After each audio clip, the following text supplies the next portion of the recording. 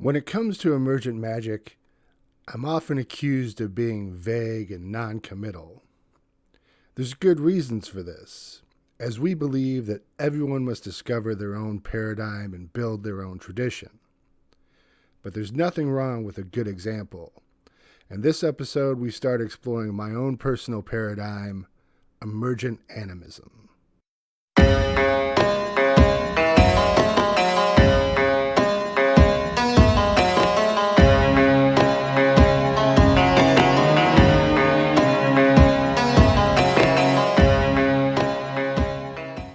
Hey folks, this is James, aka Thresciornis, and while I remain fascinated with all forms of magic, eventually a magus has to follow a path.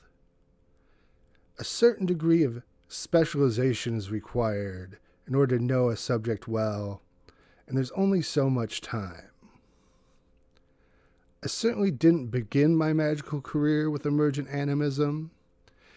Being a devotee of Thoth, I really wanted to get into Kabbalah and Hermeticism and alchemy and other more esoteric forms of magic. But I didn't feel anything from those practices. If you do, that's great. They're fine forms of magic. But they didn't work for me. I needed something to talk to, a presence that I could feel. And I took this conundrum to my patron Thoth, and he gave me one of the best pieces of advice.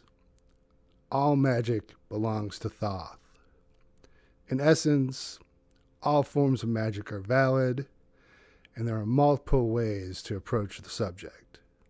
Before we get started, I need to say that emergent animism is simply one approach to emergent magic. It's not the official emergent magic paradigm. Like I said in the intro, and in other paradigms that we've presented, like the Gutter Bible, it's only an example. And you are, of course, free to explore other paradigms and build a totally unique emergent tradition. Like I said in my last video, magicians tend to like simple one-sentence definitions for their practice. And while no definition can encompass all of magic or even a single paradigm, being the creator of emergent animism, I think I've come up with something that covers most of the work. Emergent animism is the art of communicating with the spirits. Let's break that down. The key word here is communication. And when you think about it, that covers all forms of interaction, not just language.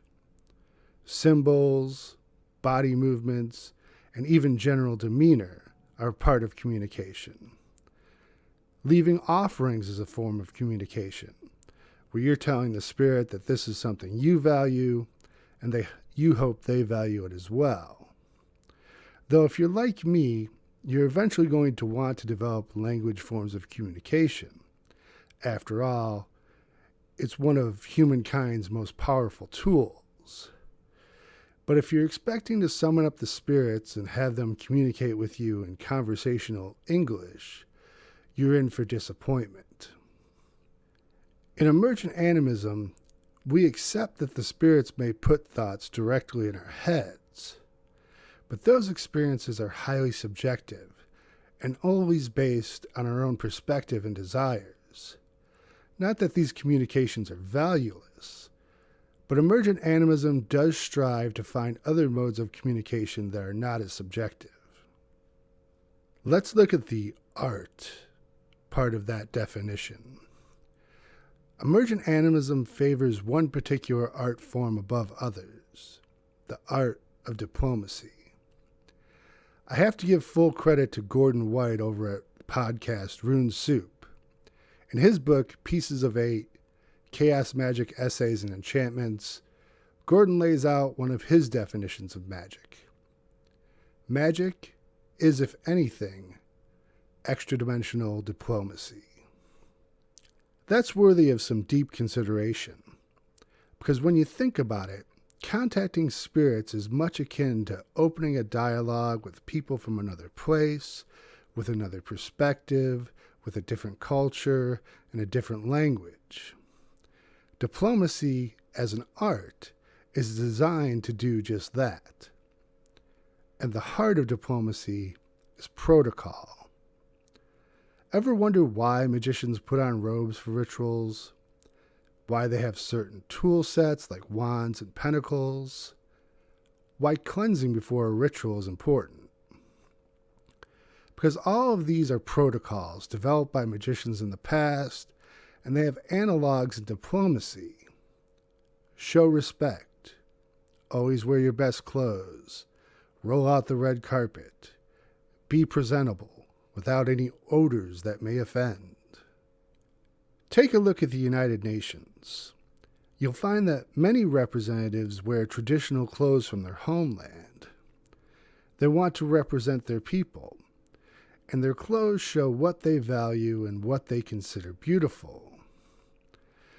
The UN has all sorts of Byzantine protocols, down to how representatives are announced, what order they're announced in, who sits next to who, and what accommodations the representatives must be offered. While casual communication is possible, I find having structured protocols tailored to the type of spirit you're communicating with is important, especially before a deeper relationship can be made. The next word to look at in our definition is spirits. Once again, I'm probably going to be accused of being vague, but that's not always bad, as it's best not to have any preconceptions about any individual entity. Often a demon in one person's tradition is a god in another's. And though I use the general term spirits, often to the point of repetitiveness, that doesn't mean they don't have factions, major differences in their abilities and makeup, and totally different modes of communication among them. Also keep in mind that a spirit is something that has at least part of its being in another dimension, but many have physical forms as well. From an emergent animism perspective, human beings are spirit-driven animals. Emergent animism does have its own classification system for spirits, but that's best to leave for another episode. Another word to consider in the definition is animism. And here we go. This is your history part of the show. As we've mentioned before, most scholars agree that animism is the first spiritual practice of humanity. In fact, we can go so far to say that it's the first spiritual practice of the Homo genus, as we have evidence of Neanderthals leaving items in graves, a sure sign of a belief in some kind of existence after death. The majority of extant hunter-gatherer cultures also believe in a spiritual dimension to natural phenomena and locations. For animists, these things are people, just not human people. And we see the practice of animism all through history, including the art of Goetia and including the modern-day Shinto religion. Since it's so good, let's once again state Graham Harvey's definition of animism, and we'll add the important second sentence to boot. Animists are people who recognize that the world is full of persons, only some of whom are human, and that life is always lived in relationship to others. Animism is lived out in various ways that are all about learning to act respectfully, carefully, and constructively towards and among other persons. I think that speaks to the heart of emergent magic, as so much of our practice is about community and building relationships with others. It reminds us that acting carefully, respectfully, and constructively are essential for that. Also notice the word I'm not using, which is shamanism. Emergent animism can encompass shamanism, but that's not the essential perspective. Mostly because the word shaman itself refers to a specific group of tribal healers in Siberia. And even if you accept that shaman has become a loan word used to describe spiritual people from all sorts of tribes, it's still something reserved for those people. And now you're saying, don't you use the word tribe to describe groups practicing emergent magic? Yes, we do. But we're not foolish enough to believe that emergent tribes are not qualitatively different from indigenous tribes. Perhaps one day, if I go to live in a commune with a bunch of my OEM community, I may consider myself a shaman who serves a tribe, but that's not my practice right now. So what makes it emergent? Well, there's the basic premise that while you may start with a predetermined paradigm and set of protocols, ultimately it is what the spirits communicate to you that influences your practice the most. I know that may seem obvious to some people. You may say, of course, I've been doing that all along. But as is evidenced by the multiple books and systems out there where practitioners are told, just do what we say, there remains a need to point this out. And I think magicians starting out really need to hear that. Of course, like I mentioned, Emergent Animism follows EMK principles and has the goal of creating community. And in this case, that includes a community of spirits. Emergent Animism also advocates for some non-traditional means of developing communication. And here I'm referring to those tools of paranormal investigation, like the SB7 Spirit Box that I've talked about before. At first glance, Emergent Animism seems firmly entrenched in the spirit model. You will notice that it generally takes that perspective and sees spirits as actual, fully realized entities in their own right. But this doesn't mean that Emergent Animism can't be effective within other models of magic. Perhaps you see spirits as just another form of energy. Maybe for you, the spirits are a reflection of your own subconscious. In the end, it doesn't matter, as long as your magic is working for you. Want to start dabbling in Emergent Animism?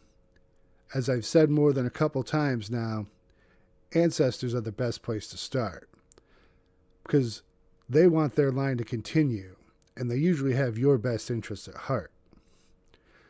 Working with local spirits of the land wouldn't be a bad option either, because most of them want the beings that live within or near them to thrive.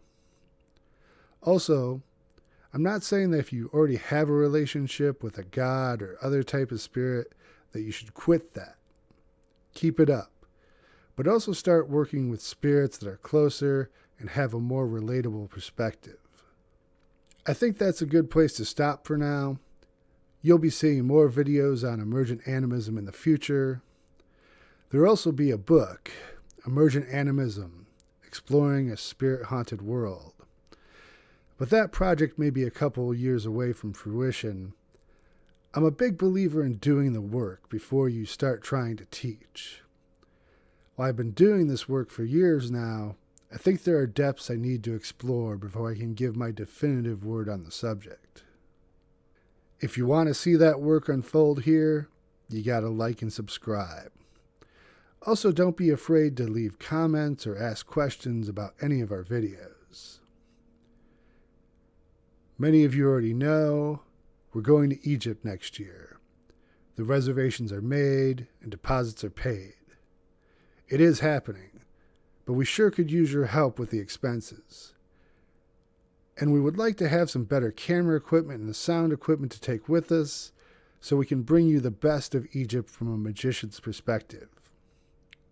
To make a donation, go to our Ko-Fi page. Those who make a donation in any amount monthly will gain access to scripts from the majority of our episodes. You can also go to our Redbubble store, where we have Scroll of Thoth merchandise and some other cool designs we think you'll want.